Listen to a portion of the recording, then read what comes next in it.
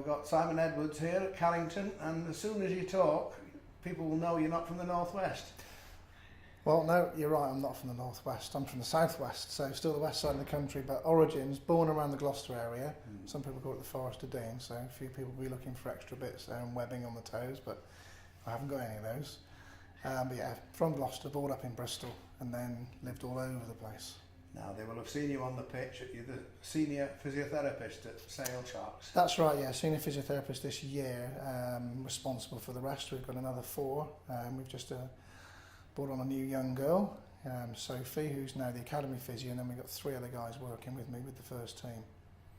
For anybody watching who may want to follow in your footsteps, what's the professional development? It's a university degree. Physiotherapy is a university degree, so you've got to go through, you've got to get your decent A levels, either that or you've got to be slightly older and maybe a mature student and go through it, but it's a full Bachelor of Science Honours degree, so you're looking for that, and then most people go through the NHS route after that, and they start off being a physio in the NHS.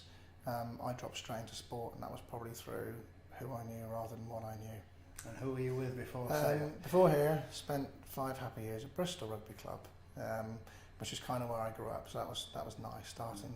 So I suppose I felt comfortable there because I knew the surroundings. Good grounding there, and a couple of really excellent physios, good doctor down there, so they gave me great grounding.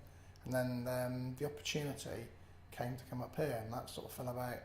We were in France, and Bristol went to the same place in France every year for pre-season training, and so I happened to be there at the same time, and I bumped into an old friend of mine who I'd been in the Air Force with, and he said, well, what do you think about coming up to Sale? And it kind of all came from there really, and I made an application. I came up and I met the doc, Dave Jones. We got on well, and the rest is history. I'm here, and been here now just over 4 years, and now I'm in charge, if you like, of the physios. But no, it's going really well. Enjoying the challenge. It's something new, something different every day. And yeah, we just heard that you were in the RAF, and so I presume you were a mature student as a physiotherapist? I was a physio, yeah, very mature. Yeah, some would say. Tell us about your military career. Military career, joined the Air Force in the 1980s, so yeah, quite a long time ago. Based in the southwest? No, I was based firstly, after training, I went to RAF Lossiemouth, which is just north of Elgin, right up in the Moray Firth. Went from there to RAF Wildenrath, so Germany no longer exists, no such thing as Royal Air Force Germany anymore. From there, essentially, via a few other places for short tours, like Kenya and stuff like that, ended up at RAF Brize Norton for the rest of my career and left there in 1996. And that's when, all of this started.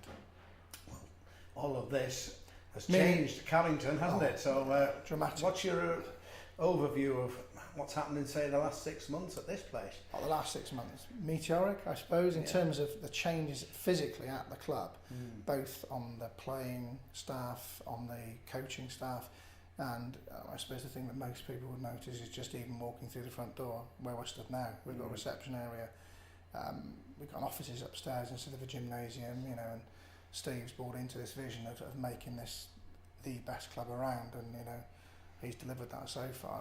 If you only got to take a look over there at the gymnasium we've got, and the guys now can train in a gymnasium that is right for a Premiership club to go to training instead of training in what was essentially still a barn. So yeah, massive strides, huge strides, and going forward I can only see it getting better.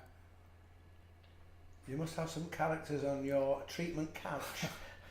Yeah, quite a few. I mean, you look at them, you could go inside, you got the older guys, okay, so I'm sure they won't mind me saying that, but the older guys I would quote as people like Andrew Sheridan, very dry sense of humour, doesn't necessarily strike you as the one who's a bit of a clown, but he's got a very dry sense of humour, and he enjoys a bit of banter, but it's always very dry with him. The young bucks, go into them, Liam Millick and Will Cliff, both Sandbach boys, which is now where I live, and that's where I've ended up around here.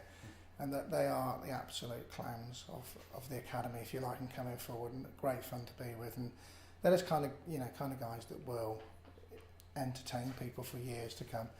And new guys, Sammy Tutupo loves to pull people's trousers down in any given situation. Loves a good joke, and then probably Andy Powell. I think anyone knows about Andy Powell's history. of some of the antics he gets up to, but he's a good joke teller. He enjoys a bit of a laugh. So yeah, we've got some great characters within the club. You don't mind being busy, but you don't want to be too busy, do you, Simon? I enjoy the work. Yeah, I enjoy working hard, but in this job, it's a kind of one where you'd actually prefer not to work at all. You know, the more people you got out on the pitch, the less flack you get from the coaches, if you like, and the better team we can put on the pitch at the weekend, and that's what it's all about, really, isn't it? You know, if I can give the coaches the 15 players they want to start the game and the 8 guys they want to sit on the bench, then everybody's happy, and that's the only reason I'm here, if I'm honest. You know, is to put as many good players out for them, and importantly as well, for them to get numbers out on the training field so as they can actually do at the weekend and reproduce at the weekend what they're doing throughout the week. So yeah, there's a lot of pressure with it, but you know, it's something that if I didn't enjoy, I wouldn't be here. It's been a pleasure to meet you and for the fans to get to know about you, but in part 2 we're going to discuss your hobby, because you've not arrived on it today, have you? No, I've left the motorbike at home. It's the middle of November now and it's getting a bit cold, and sometimes I can be a bit of a fair weather biker these days. I think that might be something to do with age. Well, we'll see you in spring when you arrive on that black shiny motorbike. And for now, thank you. Okay, John. Keep up the good work. Cheers, mate.